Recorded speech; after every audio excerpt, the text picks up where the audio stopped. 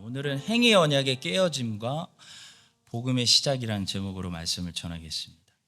이 창세기 3장을 가지고 5월 말부터 지금까지 우리가 살펴보고 있습니다. 창세기 3장만 가지고 오늘까지 포함해서 총 8번 설교를 하게 되었어요.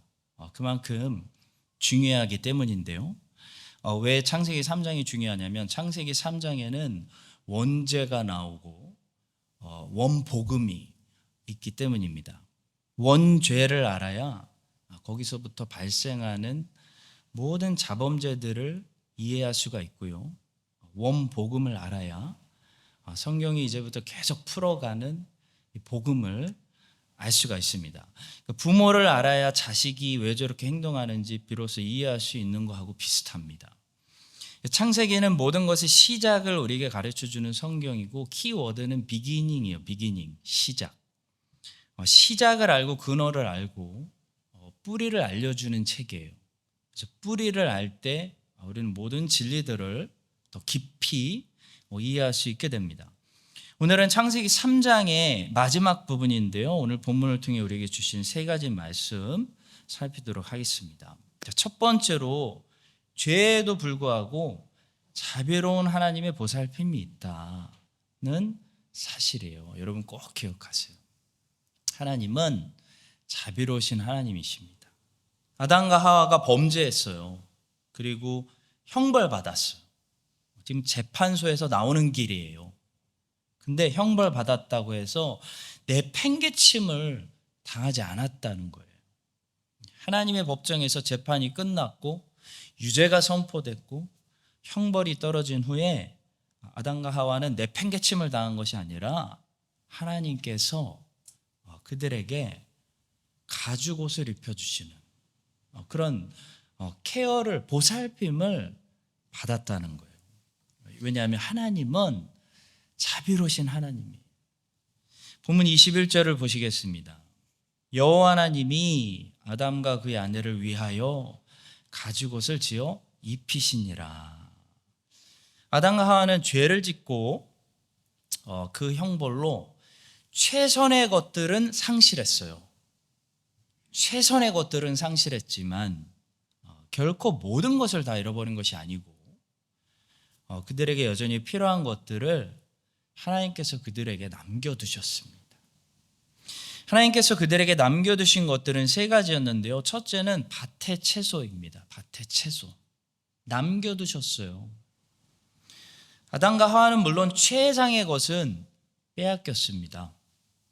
지금까지는 밭에서 농사 짓지 않아도요, 먹고 살았어요. 편하게 먹고 살았어요. 나무에서 떨어지는 열매들만 가지고도 충분히 먹을 것을 얻을 수 있는 그런 환경에서 살았는데 죄를 져서 그 최선의 것은 빼앗겼습니다. 그래서 이제는 얼굴에 땀이 흘려서 열심히 이 밭을 경작해서 힘든 노동을 통해 밭의 채소를 얻게 되었어요. 23절의 말씀을 보세요. 여호와 하나님이 에덴 동산에서 그를 내보내어 그의 근원이 된 땅을 갈게 하시니라 했어요. 이제는 땅을 갈 필요가 생겼습니다. 이전에는 그런 필요가 없었습니다. 근데 이제는 농사를 져야 됩니다. 얼굴에 땀이 흘려야 됩니다. 여러분 이 인도네시아 가보니까 아직도 그냥 논밭에 그 더운데 땀을 뻘뻘 흘리면서, 한국은 기계로 다 하잖아요. 아직도 인도네시아는 사람들이 다 해요. 얼마나 힘듭니까? 얼굴에 땀이 흘려서 농사를 해야 이제 먹을 것을 얻게 된 거예요. 아담과 하와가. 그전엔 가든에서 살았는데. 땅은 너로 말미암아 저주를 받고 너는 내 평생에 수고하여야 소산을 먹으리라. 땅이 내게 가시덤불과 엉겅퀴를 낼 것이라. 내가 먹을 것은 밭의 채소인즉 내가 흙으로 돌아갈 때까지 얼굴에 땀을 흘려야 먹을 것을 먹으리니. 최상의 것은 빼앗겼습니다. 그러나 힘들지만 여전히 밭의 채소는 남겨두셨습니다. 여전히 밭은 남겨두셨고 여전히 농사해서 먹고 살 수 있게 하셨다는 거예요. 성도 여러분 기억하세요. 먹고 살 수 있게 하셨다는 거예요. 성도 여러분, 죄를 많이 범한 우리가 여전히 모든 것을 빼앗기지 않고 이 정도 살면서 일용할 양식을 먹고 살 수 있도록 그 사실에 우리는 하나님의 자비를 생각하고 하나님께 감사하며 찬송해야 됩니다. 우리보다 훨씬 더 잘 못 먹는 사람들이 많습니다. 최상의 삶은 아니어도 이 정도 먹고 살 수 있는 거 하나님 주시는 엄청난 은혜입니다. 선물입니다. 여전히 우리의 밭은 채소를 내고 과일을 냅니다. 여러분 그 사실을 기억하시고요. 하나님께 원망이 아니라 감사드리시기를 원합니다. 바랍니다. 자, 둘째로 하나님께서 남겨두신 은혜는 입을 의복입니다. 하나님께서는 아담과 하와를 위해서 가죽옷을 입혀주셨어요.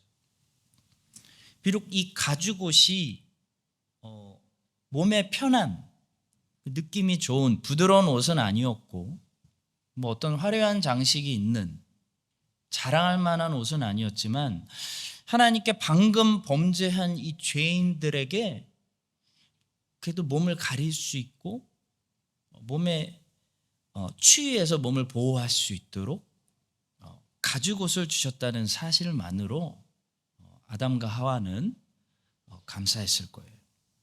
지난 며칠간 날씨가 너무 추웠죠. 그래서 오히려 밤에 잘 때 전기담요를 틀고 따뜻하게 잘 수 있는 것이 얼마나 행복으로 저는 느껴졌는지 몰라요. 여러분 그렇지 않습니까? 오늘도 따뜻하게 전기담요 틀어놓고 잘 생각하니까 행복하네요. 이스라엘이 망하기 전에요. 왕궁에 어떤 사람들이 있었냐면 부드러운 옷을 입은 사람들이 있었어요. 사치스러운 장식을 많이 붙인 그런 사람들이 왕궁에 있었습니다. 이사야의 말씀에 보면 하나님이 다 나와요. 우리가 비록 왕궁에서 입는 그런 부드러운 옷은 입지 못하고 화려한 장식이 있는 남들에게 자랑할 수 있는 명품 옷을 입지는 못해도 하나님께 범죄한 우리에게 입을 옷을 입혀주시는 하나님의 그 자비를 생각하며 주신 것으로 따뜻하게 단정하게 잘 입고 다니며 하나님께서 벌거벗고 추위에 떨지 않도록 우리를 입히심에 지금까지 입히심에 오늘도 입히심에 감사하시기를 주님의 이름으로 축복합니다. 세 번째로 범죄를 했는데도 불구하고 하나님의 자비는 이 아담과 하와에게 여전히 땅을 주셨다는 거예요. 비록 에덴 동산은 아니었어요. 에덴 동산은 빼앗겼어요. 최선의 것은 빼앗겼어요. 그렇지만 여전히 이 지구에서 땅을 주셔서 그 땅을 경작해서 살아가도록 하셨다. 이게 하나님의 자비입니다. 아담과 하와는 죄를 지었기 때문에 최선의 것은 빼앗겼습니다. 사실 모든 것을 다 빼앗겨도 할 말이 없는데요. 하나님께서는 잔인하게 모든 것을 앗아가시는 것이 아니고 땅을 남겨두시고 가죽옷을 입혀주시고 밭에 채소라도 먹을 수 있도록 먹고 살 수 있도록 남겨두셨다는 사실입니다. 이것이 하나님의 자비입니다. 하나님께 방금 죄를 범한 죄인들에게도 이런 자비를 베풀어 주신다면 하나님의 뜻대로 예수님께 입맞추고 예수님을 사랑하고 예수님 안에 거하고 예수님 전도하다가 예수님 때문에 핍박받는 손해보는 인생을 사는 하나님의 새 피조물들, 하나님의 걸작품들을 위해서 하나님이 무엇을 아끼시겠습니까? 무엇을 아끼시겠어요? 성도 여러분, 하나님의 자비를 의심하지 마십시오. 여러분, 구원의 내용은 예수 그리스도잖아요. 그리고 그 예수 그리스도를 얻는 수단은 믿음이잖아요. 근데 구원의 근거는 뭔지 아십니까? 기억하세요. 구원의 근거는 하나님의 자비예요. 하나님의 긍휼 때문에 구원이 베풀어지는 거예요. 그게 성경의 메시지예요. 하나님은 자비로우신 하나님이다. 하나님은 잔인한 하나님이 아니다. 하나님은 모든 문을 닫으시는 분이 아니다. 모든 문이 닫힐 때도 하나는 열어두신다. 살 길을 열어두신다.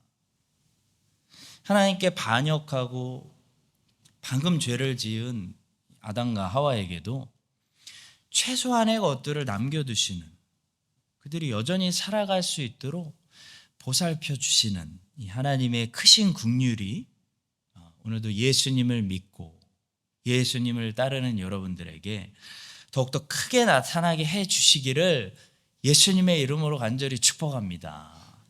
자, 두 번째로 오늘 본문 안에 희생제물이 있다는 사실이 중요해요.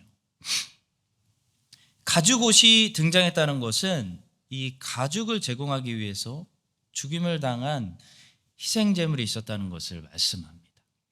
성경에 나오는 첫 번째 희생제물이에요.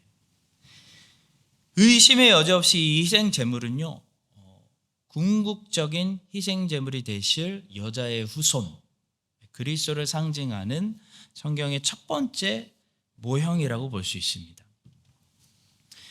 이 희생제물이 하나님과 사람 사이에 있었어요.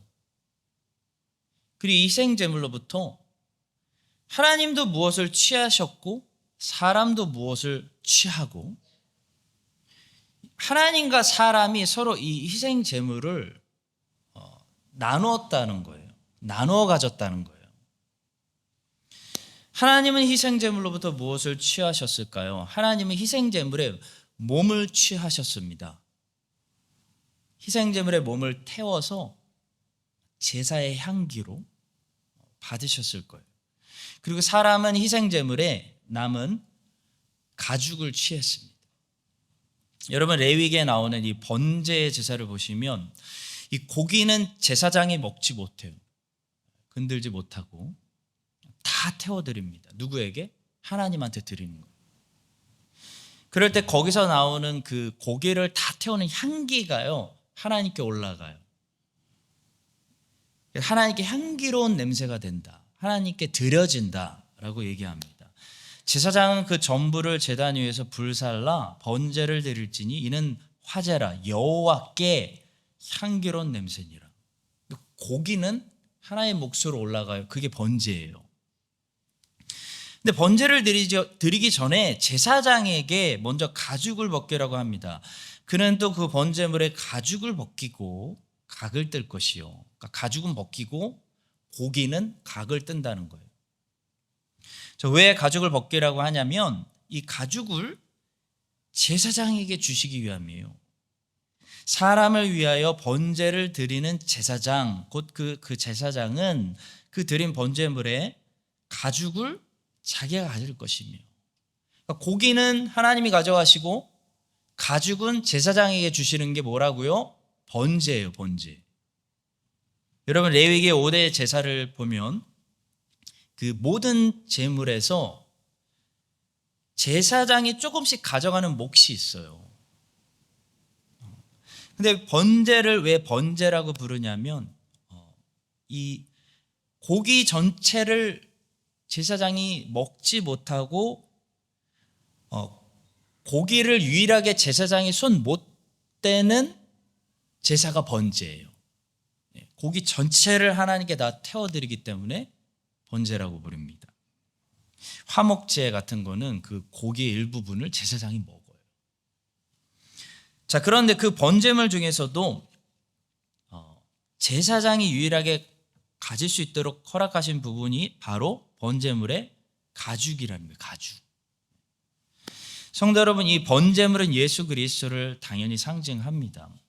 예수 그리스도께서 희생제물이 되어 희생당하셨을 때 그리스도가 하나님께 드리는 부분이 있고요, 사람에게 나눠주시는 부분이 있어요.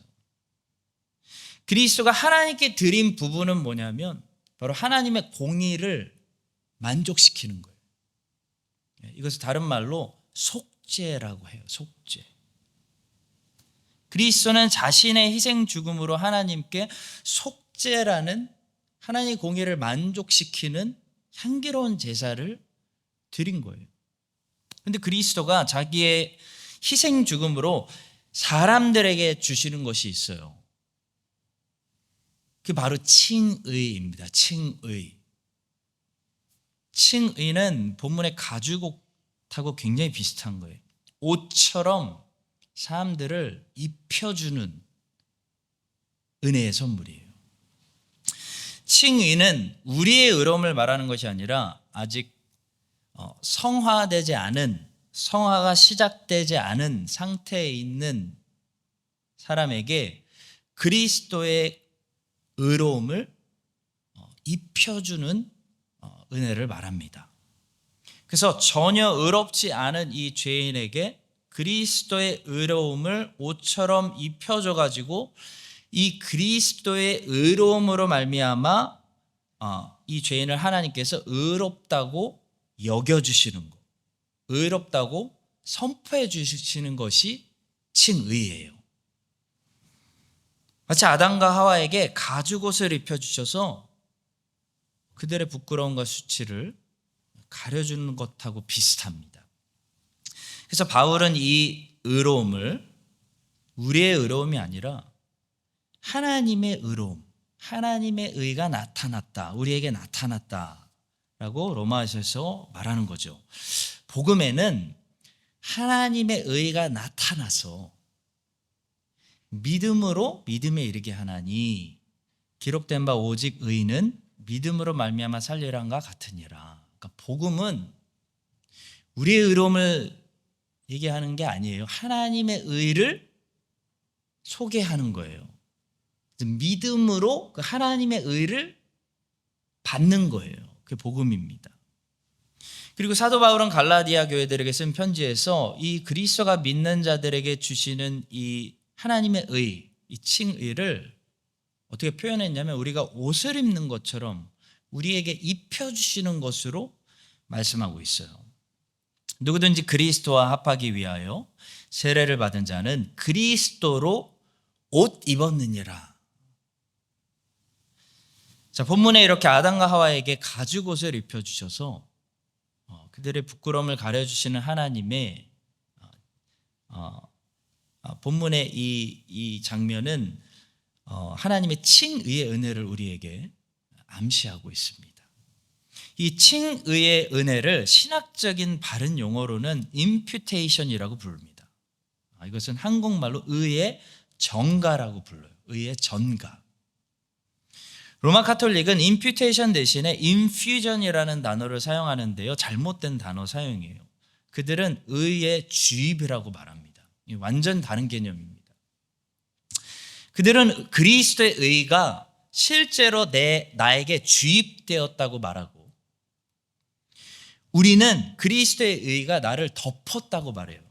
나에게 전가되었다라고 말함으로써 하나님 앞에서 내가 의롭다고 여겨지는 근거를 하나님의 의로 보고 있는 것이지 나에게 있는 행위의 의로 보고 있는 것이 아닌 거예요. 우리는. 다시 말해 오직 믿음으로 오직 그리스도의 의로움을 내가 힘입어 하나님 앞에 자녀가 되는 것이지 내 안에 있는 존재하는 어떤 나의 것으로 하나님 앞에 의롭다고 인정받는 것이 절대 아니라는 거예요. 그래서 우리는 imputation, 의의 전가라는 단어를 사용합니다. 근데 로마 가톨릭은 교만해서 의의 주입이라는 단어를 사용함으로써 하나님의 의가 내 안에 주입되어 더 이상 하나님의 의와 내 의가 구별할 수 없다고 말해요. 구별하지 않아요. 그래서 마치 겉으로는 하나님의 의 때문에 내가 인정받게 되었습니다라고 고백하는 것 같지만 사실 그 의는 내 안에 있는 내 것, 내 의인 것처럼 공로를 자랑하게 만드는 그런 행위 구원을 가르치고 있는 거예요. 성도 여러분, 성화에 일단 성화가 시작돼서 성화의 단계에서 그리스도인 안에 실제 안에 성령이 만들어 가시는 의로움은 내 의로움입니다. 내 의로움. 그렇지만 그리스도인이 될 때 칭의의 단계에서 우리가 하나님 앞에 하나님의 자녀로 받아들여지게 되는 근거에는 내 의로움이 없어요. 그것은 오직 믿음으로, 내 행위가 아니라 오직 믿음으로, 오직 그리스도가 행하신 그 그리스도의 의로움을 나에게 입혀서 하나님 앞에 내가 의롭다고 칭함받도록 세우시는 하나님의 오직 은혜인 것이에요. 그것이 복음입니다. 아담과 하와가 처음에는 무화과 나무 잎으로 자기 행위로 자기의 벌거벗음을 가려보려고 했어요. 근데 무화과 나무 잎이 너무 짧아서 부끄러운 부분이 가려지지가 않는 거예요. 짧아서. 그처럼 우리의 행위는 우리의 부끄러움을 가리기엔 너무 짧아요. Too short. 오직 하나님이 제공하시는 희생 제물의 가죽 옷을 입었을 때 그들의 부끄러운 부분이 가려지게 된 것처럼 여러분과 저의 공로와 행위로는 아무리 선한 일을 많이 해도 우리 죄의 수치를 가려줄 수가 없는 것입니다. 오직 하나님이 제공하시는 희생 제물의 가죽, 예수 그리스도가 주시는 그분의 의로움을 우리가 옷으로 입을 때 하나님께서 예수님의 완벽한 의로움을 보시고 우리를 향해 선포해 주시는 거예요. 너희도 그리스도 안에서 의롭다 칭해 주시고 인정해 주시는 것입니다. 그것이 칭의, 그리스도인의 구원의 시작입니다. 여러분과 제가 이 사실을 기억하고요. 희생제물이 되셔서 몸은 하나님께 향기로운 제사로 드리셔서 공의를 만족하시고 가죽은 우리에게 주셔서 우리를 덮어주시고 가려주신 그 예수 그리스도를 의지하여 하나님 앞에 담대히 서서 하나님께 영광 돌리는 그런 제사장의 삶을 살아가시기를 예수님의 이름으로 간절히 축복합니다. 자, 마지막 세 번째로 이렇게 그리스도를 나의 의로 입고 그리스도를 힘입어 하나님께 돌아갈 수 있는 그 유일한 수단은 행위가 아니라 믿음이라는 것입니다. 믿음. 그러니까 그리스도를 얻을 수 있는 수단은 믿음이에요. 믿음. 오늘 본문은 아주 명확하게 두 가지 길을 우리에게 보여주고 있습니다. 하나는 율법의 길이요, 하나는 복음의 길입니다. 하나는 옛 언약이고 하나는 새 언약이고, 다른 말로 하나는 행위 언약이고 하나는 은혜 언약이에요. 사실 성경 전체가 이 두 가지 길, 이걸 얘기해요. 하나는 좁은 길, 하나는 넓은 길. 이 두 가지 길에 대해서 성경 전체가 말씀하는데 오늘 본문은 이 짧은 본문 자체 안에서도 이 두 가지 길을 분명하게 제시하고 있어요. 하나님이 아주 명확하게 하시고 있어요. 여러분 기억하십시오. 세상에는요 두 가지 길밖에 없습니다. 많은 길이 있는 것 같죠? 두 가지 길밖에 없어요. 두 가지 길로 쭉 가다 보면 목적지가 나오는데 하나는 천국이고 하나는 지옥이에요. 다른 길이 없어요. 나는 천국도 싫고 지옥도 안 가겠다. 그런 게 없어요. 천국 안 가면 지옥 가는 거예요. 두 가지 길밖에 없기 때문에, 천국과 지옥밖에 없기 때문에 두 가지 길밖에 없는 거예요. 천국도 안 가고 지옥도 안 가는 세 번째 길은 없습니다. 싫어도 우리는 두 가지 길 중에 하나의 길을 오늘도 걸었어요.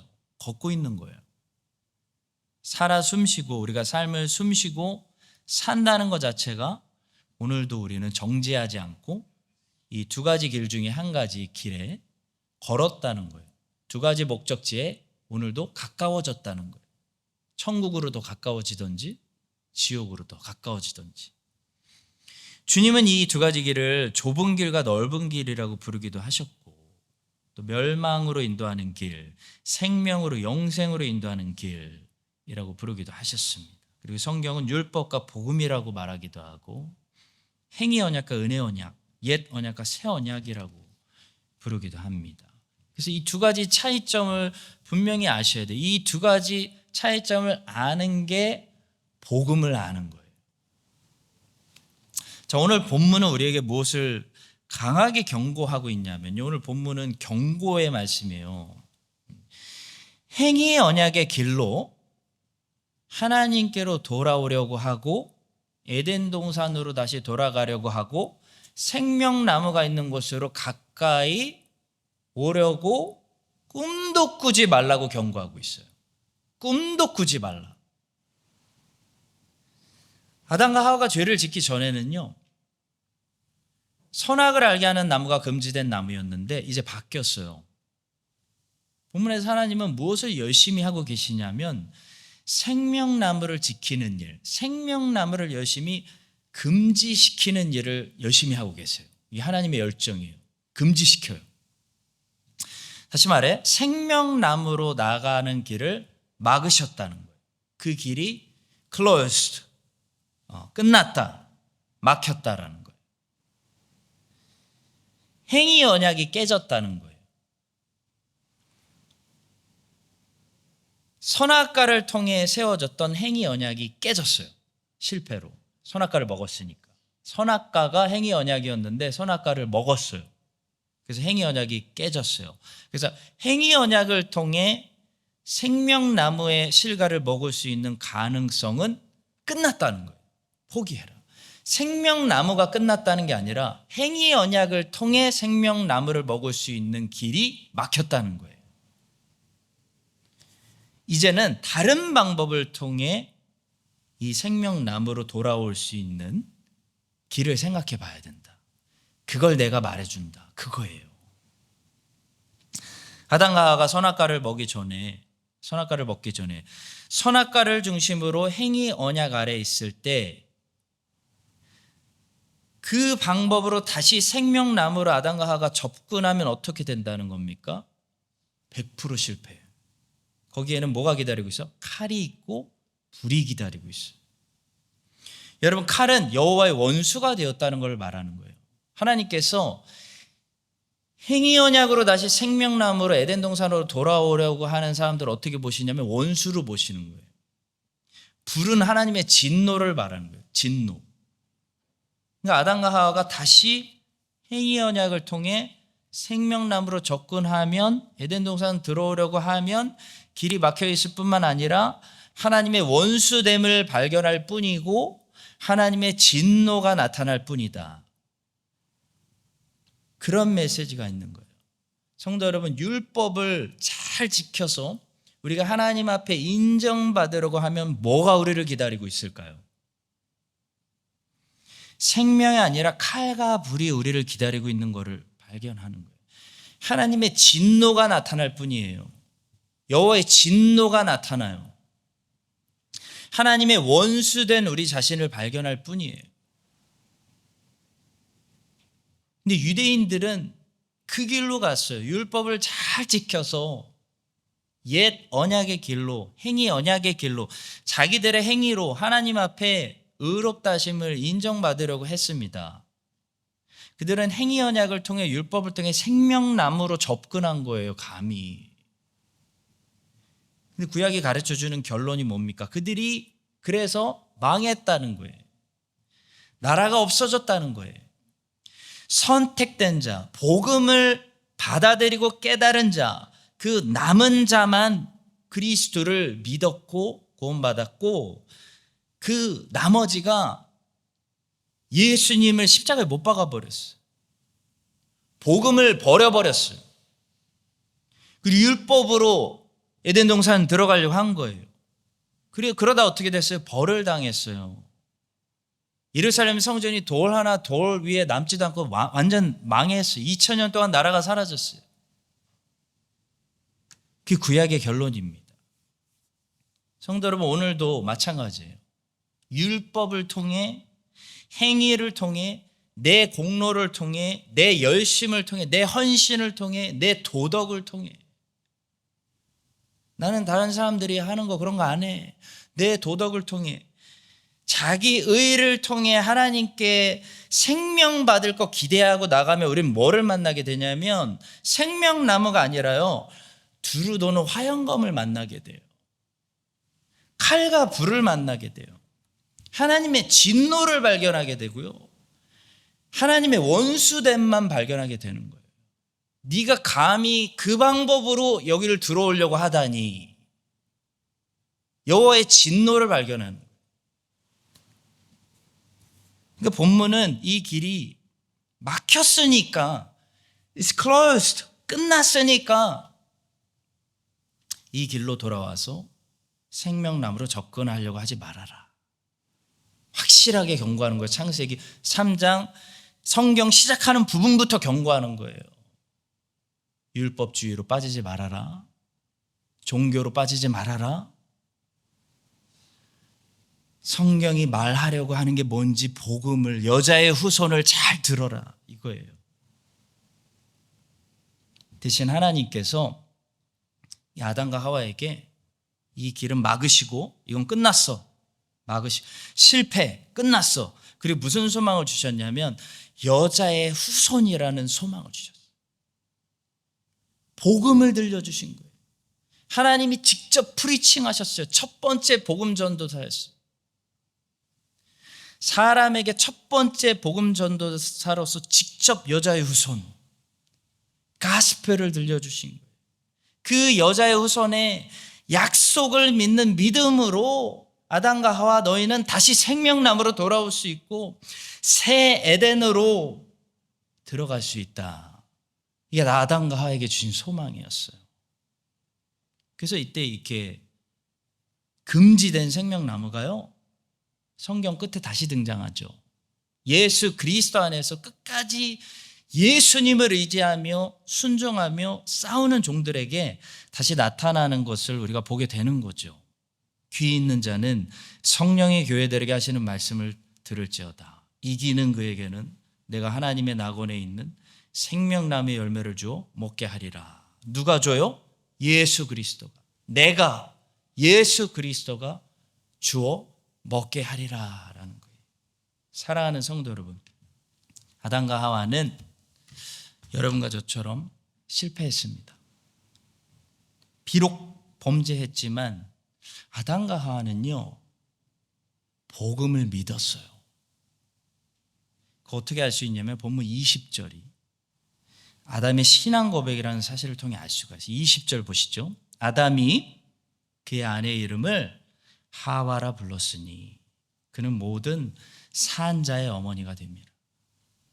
하나님께서 처음 하와를 만드시고 아담에게 이끌어 오셨을 때 아담은 그녀를 하와라고 부르지 않았어요. 그녀를 이샤라고 불렀어요.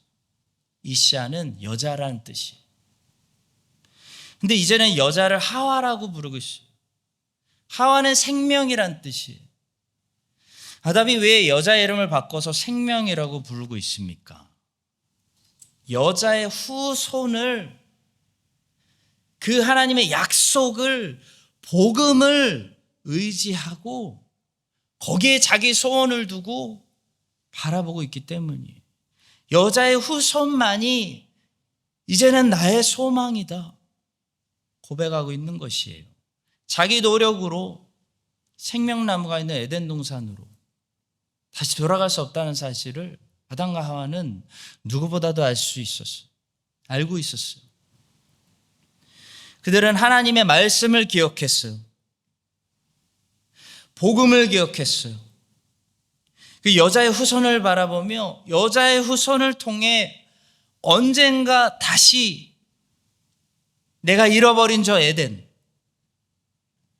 지금은 이 바깥으로 쫓겨난 이 땅에서 다시 하나님과의 그 완전한 교제가 있었던 저 안으로 죽음이 없었던 생명이 있는, 영생이 있었던, 죽지 않는, 사망이 없는, 고통이 없는 저 내가 살았던 에덴으로 이 여자의 후손을 통해 돌아갈 수 있다는 사실을 믿은 거예요.